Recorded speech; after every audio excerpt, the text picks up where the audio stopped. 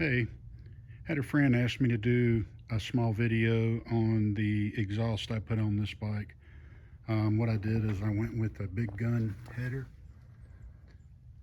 Used it for one purpose because an FMF made about the same horsepower as a factory header. No sense in doing that. And then I also went with the XR's only muffler for it. It has been jetted and everything.